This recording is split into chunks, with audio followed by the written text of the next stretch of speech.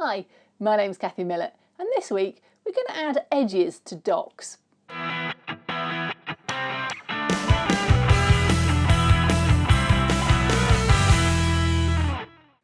So out in the real world we're looking at docks and the edges that go along them, and next week we'll be looking at the clutter that sits on them. And one of the things that I also did was chat to my dad, who used to be in the Merchant Navy, and he was able to fill in some of the gaps because a lot of these photos are from the 70s and obviously I'm modelling the 50s. And it's interesting to have discussions about bollards and what shape they'll be on the dock area rather than on the boat, and also just to think about what clutter there might be and what you might see generally around a dock area. This week though, it's all about the edging, and you can see in these photos of the Connecticut State Pier just exactly what they used at the edge of their docks. So what do I mean by edges to docks? Well, every dock that you see has something to stop people just kind of rolling off the end, especially the industrial ones. It's normally just a piece of wood, and they also have things for boats to tie up to, ships, boats, whatever.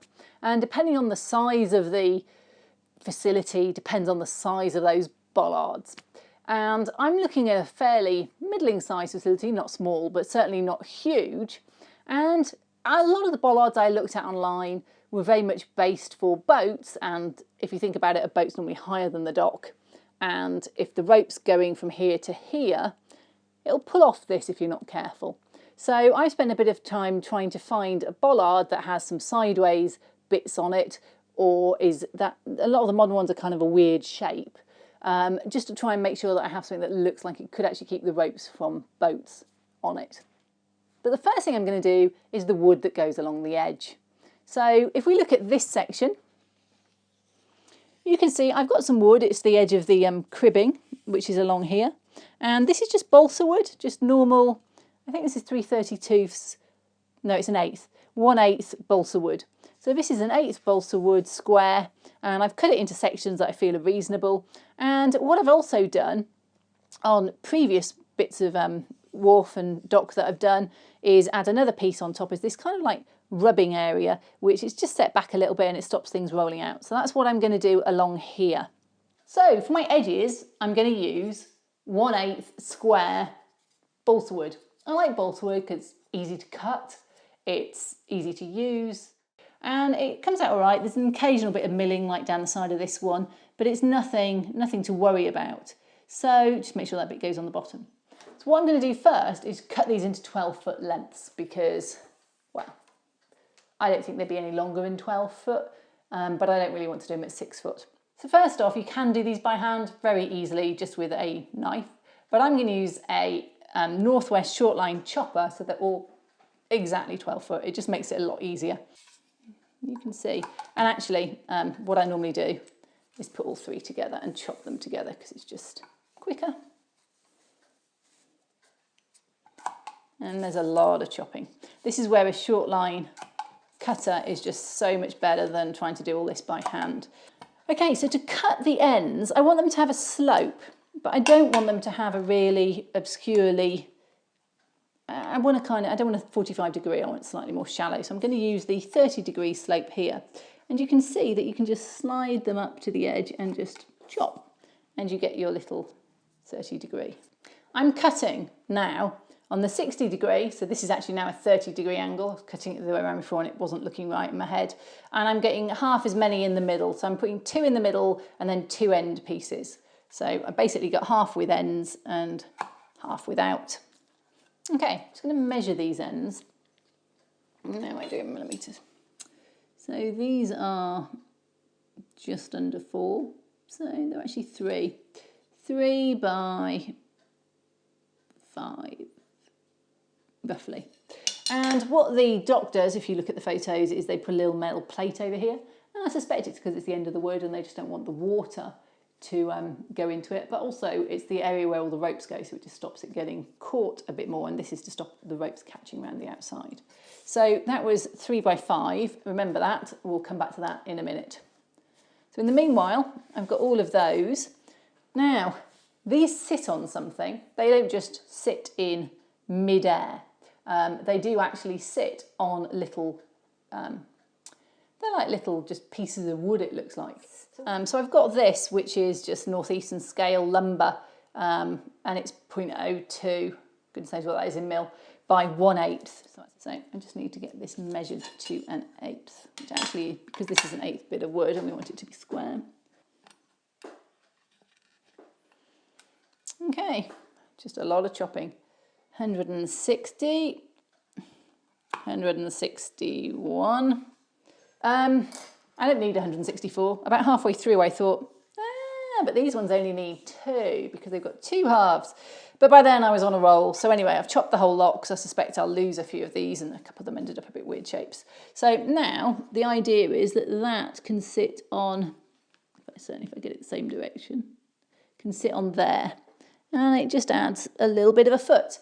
Why are there feet on these? I think it's to let the water out, because otherwise the water would just sit up against this, and it's a dock, so there's quite a lot of water coming back and forth, I suspect. So next I'm going to put these on to soak to get them to look a little bit more weathered, because these are a bit bright for our dock. And to do that I'm just going to use that tried and tested isopropyl alcohol and India ink mix. It's basically a wash. It's 2 teaspoons of black India ink to 1 pint of isopropyl alcohol. Now I get my isopropyl alcohol in 5 litre sort of containers from Amazon. Easy way to do it, plastic bag, bit of India ink, bit of squelcher. There we go. And I'm just going to put a splash of my, give it a shake, my pre-mixed. This is useful to have. Okay. Little splotch. Now, and then I ziplock it so it can't leak. Now, you don't have to, you can just do them in a normal container, but I'm going to leave them to soak for a bit because I find that it takes a while to get into all the bits. So anyway, this is looking a bit damp still. What I'm going to do is just try and fish all these out without getting ink everywhere and just put them on to dry. Ooh, lovely smell of alcohol. This is where all these little ones are just a real pain.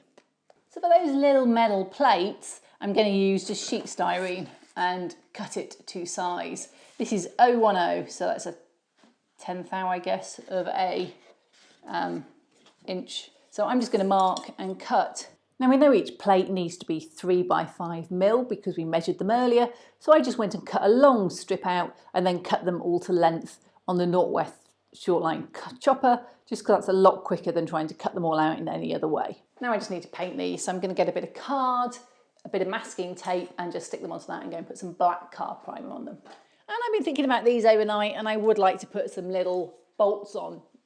Well, I'm not actually going to put bolts on. I'm going to put little dents in, and I always use my compass, but any sort of fairly rounded point that's quite sharp, you can spend a lot of time measuring it. I'm just going to do them by eye.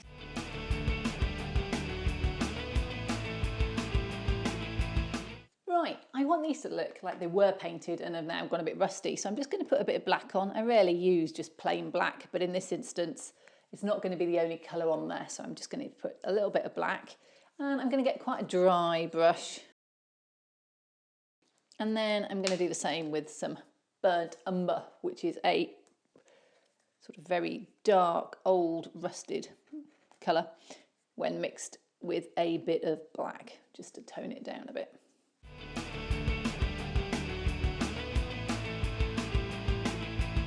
So what's up next? Well, it's a little boring. So what I'm going to do is put a little bit of rust on, but I want the rust to stick. So I'm just going to use a little bit of isopropyl alcohol as a carrier. I'm using the 99% stuff. You can use anything, any strength really. And I've got it in this little shot glass actually, disposable shot glasses from Tesco's at any major supermarket, depending on your country. Very useful for little mixing glasses. So I've got a little bit of MIG pigments, and these are Rail Rust P238. You won't be able to buy them anymore because MIG Productions has gone out of production. But there's still Ammo by MIG and AK Interactive, and they both will do a variety of rust pigments. What we're after is a nice dark reddish rust, because this isn't new rust, it's just old. And I just create a little bit of a slurry, quite a dilute one, and I'm just going to sort of just put it on. And these dry quite chalky, so I don't really want it to be everywhere. And if it looks a bit too thick, which I think that might, you can just go round and just give it a bit of a lighter coat. So those are now very rusty looking, slightly matte end plates. Now, you might well say, will they come off with handling and should I seal it? This is scenery, it's not getting a lot of handling. It might get a little bit when you put it on, and you can just touch up again using the same solution, a bit more IPA on it when it's actually in place. But for now, I'm going to leave them like this. They're dry. I find it resists most rubbing, so you don't need to seal it. So what are we going to do next? Well, these are going to go in a solid one with any barcodes underneath. One of these and one of those, just side by side. And they're going to have these little square bits underneath, which are there just to lift them off, as we discussed. Now, I could glue all that on upstairs, but it's easier to glue it on here. So I thought at this point that a picture tells 1,000 words. So this is the plan of how my dock edges look. There's a bollard, there's a slopey piece, there's two middle pieces, there's another slopey piece, and then there's another bollard. The slopey pieces end to end are about 15 centimetres. And each foot that we're about to stick on overlaps in the middle pieces. So the first middle piece has 3 foot, one in the middle and 2 on each end, overlapping onto the adjacent pieces. So they're just glued on, sticking out a little. The next middle piece has a middle foot and then another end foot. And then the 2 slopes have middle feet and slopey end feet. And that way, when I get up there, as long as I put them down in order, I have just the right amount of feet. I'm going to use tacky glue. So what I'm going to do is just get a cocktail stick, a business card, any shiny card, a little bit of glue, and actually tweezers. And I'm going to just put 3 dots on by eye, one on the end,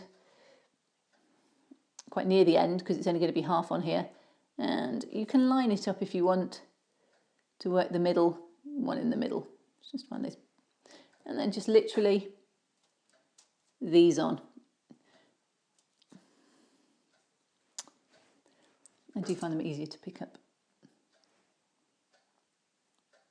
And if they're varying different sizes, try and get it so that they line up with the edges. So some of mine are sort of thinner pieces, and these ones need to be 50 and 50. There we go. And it can just go over there to dry. This might take some time, so check back in about 5 hours and I'll be putting on the end pieces. And actually I'll do that now just so you can see it. So this is just a case of carefully peeling one off, putting a splodge of glue on and just lining it up. Well, that's probably more than a splodge, wasn't it? I think that was a huge... There we go, and lining it up like that. Give it a good squeeze to get rid of any excess glue. Do you know? Whew, well, that took about an hour and 40 minutes to glue all those bits on. And I also thought, I've got a corner. So, and this end doesn't have any of these sort of slopey bits on because there's no bollards on it. Looking at the photos, which I did, I've got a pile of photos here. So it's a little bit, one of them's going to have to get trimmed a little bit, and I'll do that when I've finally glued them all so I know just exactly how much it is. I don't want to do it here, even though I've measured it just in case. And I've got 2 spare, so that's quite good. I've got a few little underbits spare and a few little plates spare. So this is all very good. They've been glued, and I'm just going to leave them here to dry and set overnight so that when I take them upstairs tomorrow, all the bits don't fall off. So in the meanwhile, in the week, my little set of bollards came from, this was from Anglia Model Centre, and they come with little pegs, which I don't need. I think this is for when you're gluing them into boats. So I'm going to snip the pegs off and file these very horrendous looking mould marks off so that these look a little bit better. So again, this is going to be a long task, and yeah, it is going to take quite a while. It's just a case of getting your file out and filing, and I want the bottom to be square. Make sure they're square and sand them flat.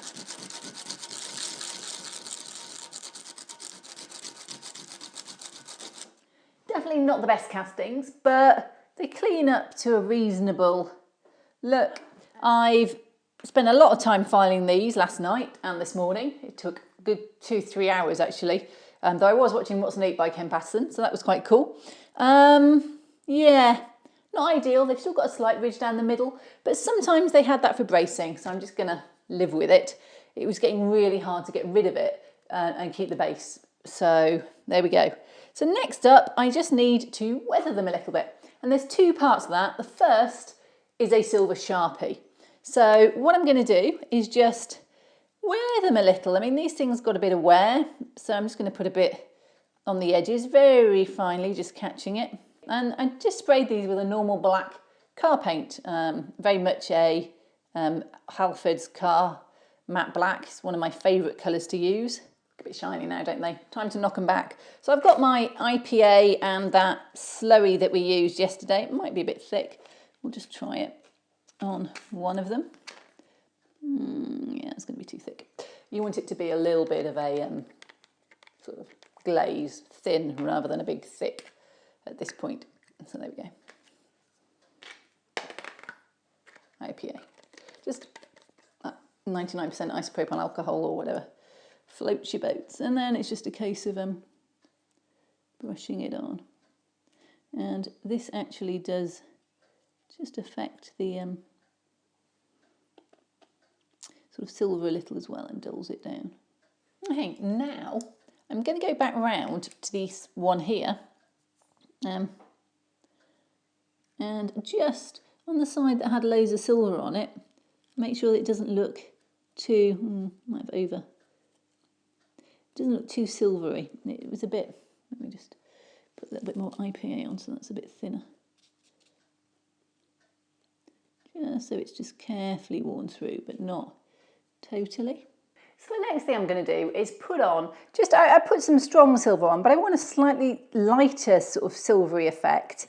And to do that, I'm going to use Dark Steel Pigment by AK Interactive. It's a lovely product. I love this.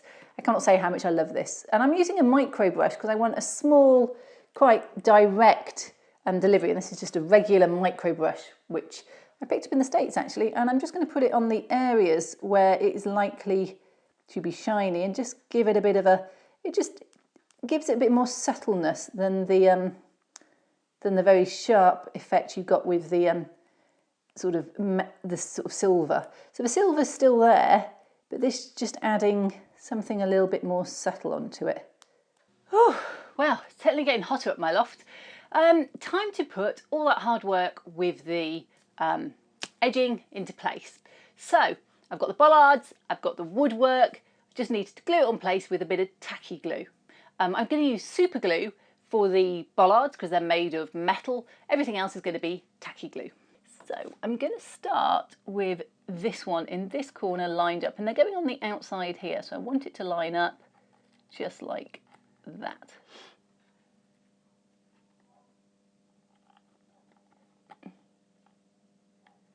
And the other side of that. I need one of these, and you can see these are all my details for next week as well. And I don't need a huge amount of space, but it needs to go something like that. So I'm doing by eye. And then I'm going to have a little bit of super glue. Now I've got one side here that's slightly more worn than the other, and the worn side will be on the outside. So, oops. Let's just put that up like that. There we go. So the down. Edge was a little lumpy around the grit in one or two places where perhaps there were joins or rissons that had moved between foam and cards. So some of those transitions just look a little bit hinky, so that's just something to watch if you're doing it yourself. And make sure you do sand your grit if you're doing that method quite flat, because otherwise you could end up with, I've got a bit of away from the edge, which I probably should have sanded a bit more. But hey ho, very pleased with how it's turned out all the same.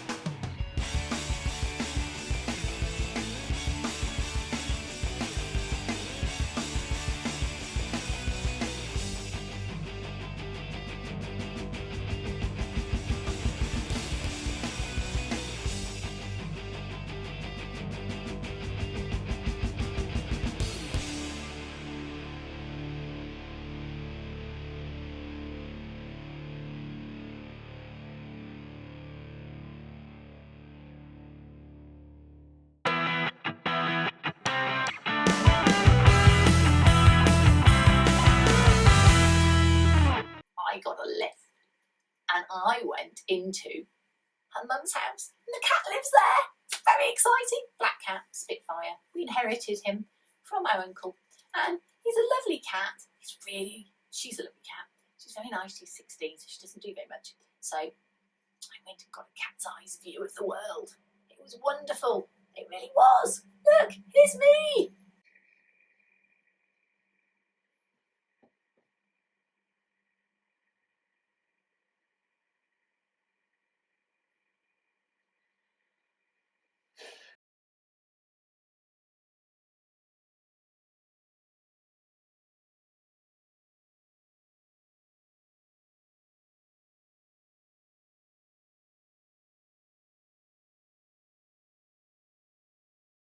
This is great. I love cats. I love dogs. I love animals. As long as they don't try and eat me. Let's face it, I don't smell like fish, so I'm okay. But the dog in the park the other day, he sniffed me and I knew what he was thinking. Quick little snack before lunch. Nope. No, I'm having none of that. None of that whatsoever. I am nobody's lunch. Anyway, I get a good view of the TV from here. It's a great view of everybody's ankles and knees. Yay. Well, it's a step up. I mean, normally I only get their toes. Still, see you later.